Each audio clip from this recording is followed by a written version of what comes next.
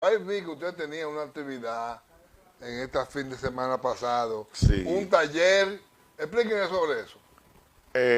La mayoría de la gente se ha extrañado Sí, de que nosotros celebremos eh, eso.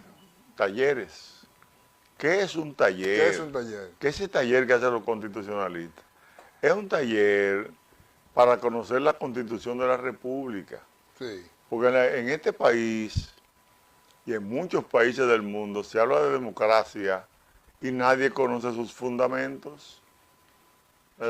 los fundamentos de la Mira democracia. ahí donde se pueden apreciar parte de lo que sucedió en ese taller.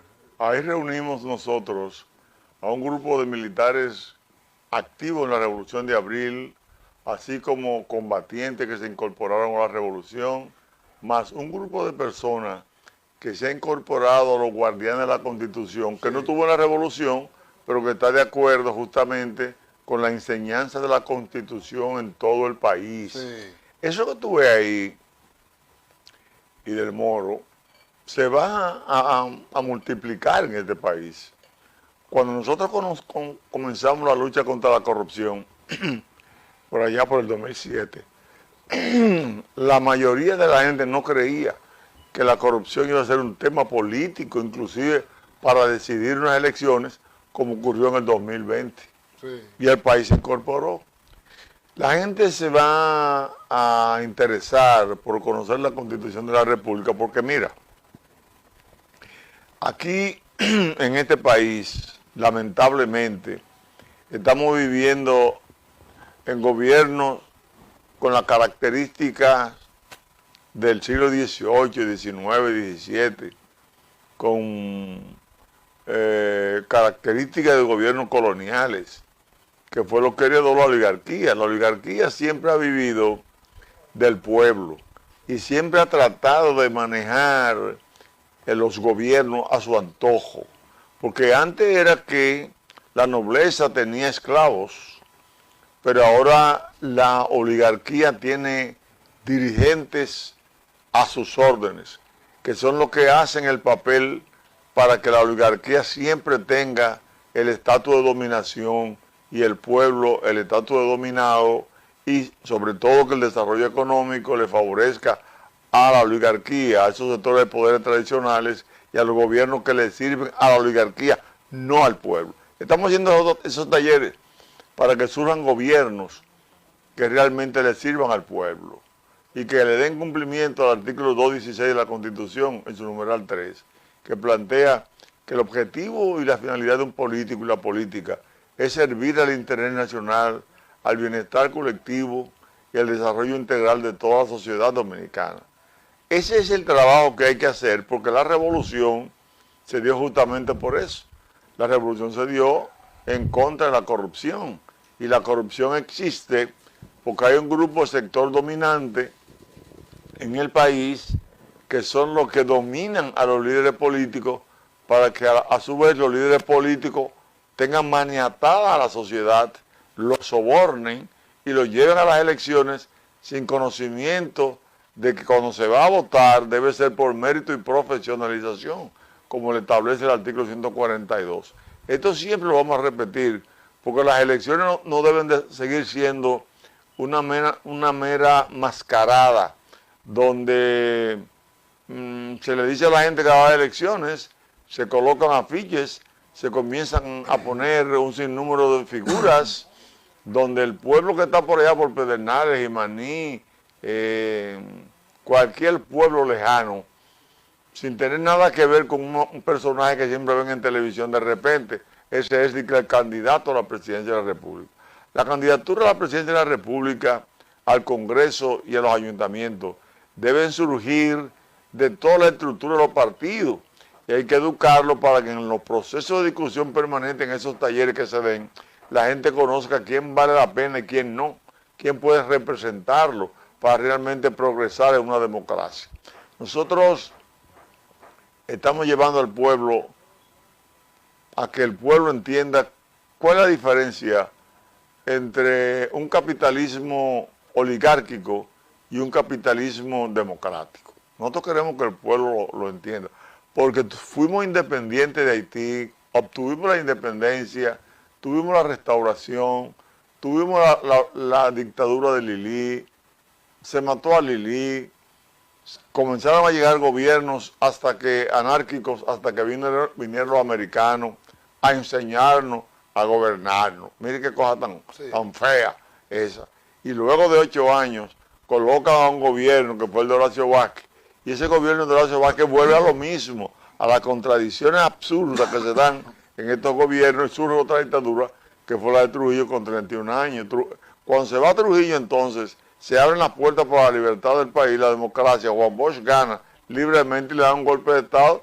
Los sectores de poder no estaban acostumbrados a que el pueblo eligiera, y como el pueblo eligió libremente, lo tumbaron para poner un gobierno oligárquico, que fue lo que produjo finalmente la reacción de militares democráticos, encabezado por el coronel Fernández Domínguez, y luego asumió el capitán Mario Peña Tavera la dirección de dar el primer golpe en contra de ese triunvirato, que triunfó en menos de 24 horas después de una guerra civil, y después llamaron a los norteamericanos. Bueno, y tenemos 60 años ya sin golpe de Estado, porque por lo menos los sectores dominantes han entendido que este pueblo es bravío, que este pueblo tiene dignidad, tiene honor, y que cuando le sigan haciendo tanto disparate, el pueblo se va a levantar como se levantó el 24 de abril.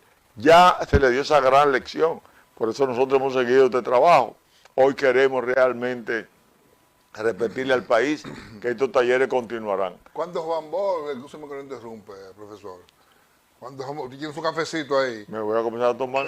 Cuando Juan Bosch gana y empieza a tomar medidas que le favorecían al pueblo, medidas para controlar la corrupción, política agraria, ¿eso no le gustó a la oligarquía? No, es que la oligarquía, desde que llegó Colón aquí, se ha acostumbrado a usar al pueblo para que el pueblo le produzca a la oligarquía, le produzca su riqueza, su bienestar, pero bajo el sacrificio del abandono del pueblo. Y Juan Bosch vino a proteger al pueblo, como debe proteger un gobierno democrático al pueblo. Porque en una democracia, decía el profesor Juan Bosch, no debe haber otro gobierno que no sea el gobierno de la ley. Juan Bosch entonces promulgó una constitución, y esa constitución del 63, que fue la más avanzada que hemos tenido prácticamente en términos de oportunidades para el pueblo, le negaba el privilegio a la oligarquía de tener toda la tierra que quería. Juan Bosch prohibió en esa constitución, en su artículo 23, el latifundio en la República Dominicana. Prohibió que los extranjeros tuvieran tierra en República Dominicana que no sea que concedida con permiso del Congreso de la República en zona urbana. Es decir, la tierra era para producir, la tierra era para darle poder al campesino, la tierra era para darle poder al pobre. Los oligarcas que habían tumbado a Trujillo para ellos gobernar, y que tenían un candidato de la oligarquía que era Viriato Fiallo, cuando ellos vieron que Juan Bosch ganó, comenzaron a preparar las condiciones para derrocarlo. Juan Bosch, cuando llegó a ser juramentado el 27 de febrero de 1963, ya tenía un presupuesto deficitario. En la ley que se promulgó para la aplicación del presupuesto y los gastos públicos del país, el Consejo de Estado, dirigido por la oligarquía, le quitó el 33% del capital del presupuesto, cuando le prohibió que Juan Bosch hiciera uso de los beneficios que dejaba las empresas que se le habían quitado a Trujillo. Cuando esas empresas pasaron al mano del gobierno, esos beneficios, para que Juan Bosch fracasara, se le prohibió usarlo. El pueblo sabe poco de eso, porque los partidos políticos y los políticos no han educado al pueblo para que conozca la parte fundamental de la historia, sus valores, sus sacrificios, y no se lo dicen los líderes políticos. En ese tiempo Juan Bosch representaba al PRD que fue el primer gobierno electo democráticamente luego del ajusticiamiento del tirano Rafael Leónidas Trujillo. Pero ¿qué sucede? Que más adelante Juan Bosch pasa también a fundar lo que es el PLD, que lo tienen a Juan Bosch como estandarte moral, como la figura principal a la que ellos siguen. Esos partidos políticos, el PRD, hoy también PRM, que es lo mismo, así como el PLD y la Fuerza del Pueblo, que es lo mismo que el PLD, son todos partidos nacidos de la mente del profesor Juan Bosch. Esos partidos políticos reconocen el trabajo y el sacrificio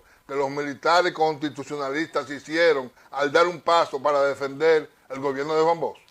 Mira, el PRD no hizo nada por los militares constitucionalistas. No lo hizo. Cuando finalmente en el gobierno de Hipólito Mejía se conoció la ley 137-01, él la promulgó. Fue lo primero que se hizo mínimamente en favor de los militares constitucionalistas. Esa ley significó que se reintegraban a los militares constitucionalistas activos el 24 de abril, pero con el rango que tenían en el 65. Casi 40 años. Sin reconocerle el rango, el tiempo, y sin reconocerle el pago de los recursos que le adeudaban. Eso fue en el gobierno de Hipólito. En el gobierno de Hipólito. Entonces, eso fue, recuerdo que el día que entregaron esos chequecitos allá en el Salón Independencia, eso parecía como una misa de muertos. Los militares vestidos no estaban conformes, chamacos, nadie hablando en favor de esa entrega. Se hizo porque ya 2 o 3 días después de las elecciones, y entonces Hipólito Mejía se estaba reeligiendo, en ese momento estaba luchando por su reelección, pero así fue, lo que nos obligó a seguir luchando hasta lograr en el 2010 los decretos 236-10 y 237-10. Ahí se lograron unos decretos donde reconocieron... Ese fue el gobierno de Leonel Fernández. De Leonel Fernández, pero lo hicimos, y lo vamos a hacer claro aquí, lo hicimos, lo logramos, porque nosotros nos presentamos ante la despedida de Monte Arache que se le hizo en Sanssouci,